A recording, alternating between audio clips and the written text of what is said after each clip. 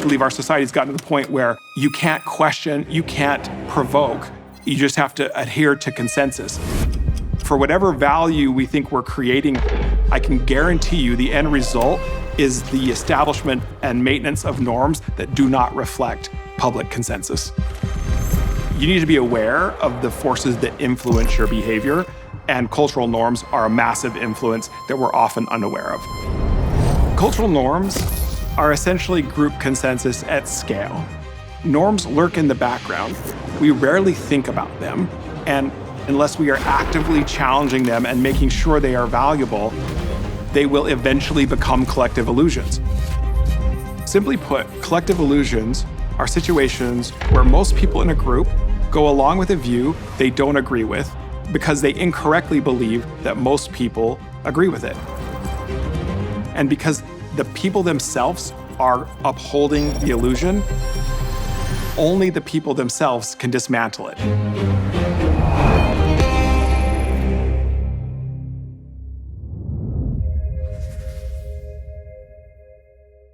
As human beings, our brains are absolute energy hogs. Your brain's always looking for ways to reduce energy expenditure. Well, one of the best ways to do that is through the use of cultural norms. There are things we agree to as a society that help us grease the wheels of social interaction, and they make life predictable for us. Cultural norms usually reflect the prior generation's group consensus, not our own. Because we're born into them by and large, we just assume that this group consensus reflects something that is true and good, that people really want. But it's not correct. A lot of norms are just entirely arbitrary, and we need to be skeptical about norms because norms can exist for a very long time, not because they were ever true, but just because people don't question them. The areas of the brain that track cultural norms are the same areas of the brain that process social information in general. And a violation of a cultural norm will trigger the exact same error signal that your brain triggers when it is perceived that you are going against your group. Artists throughout history have played a role in purposely challenging norms. We see them as a little weird and a little disconnected from society because they're supposed to be. And that creates a permission structure that allows them to hold a mirror up to us and say, is this really you? Is this what you believe? Sometimes you come back and say, absolutely it is. And you're offended that they even asked. But a lot of times it's the first crack in the norm that eventually breaks. And as people start to talk about the artist and about the art, rather than the norm itself, it reveals the opportunity for people to reveal to each other what they actually value. And the norm can disintegrate and a new norm can emerge.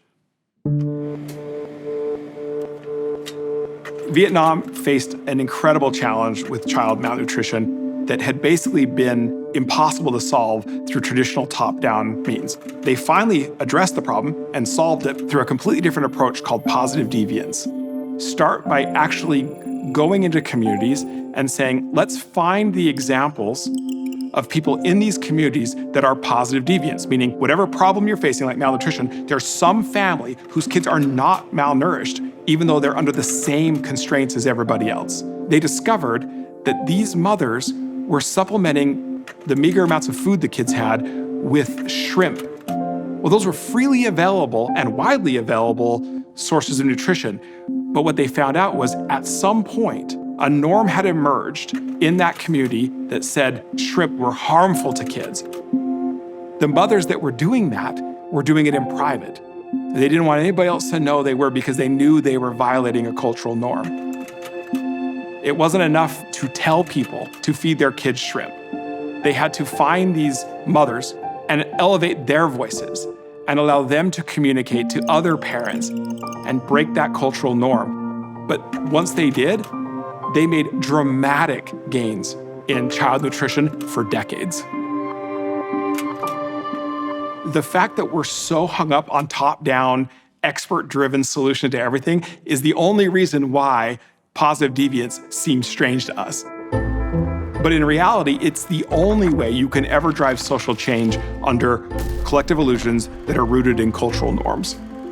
If you understand that fact, and you create the enabling conditions that allow everyday people to reveal who they really are to each other, these illusions can crumble in a hurry, and social change can happen at a scale and pace that would otherwise seem unimaginable. This series is brought to you by Stand Together, a community of changemakers tackling our biggest challenges. And to learn more about how you can partner with Stand Together, visit standtogether.org.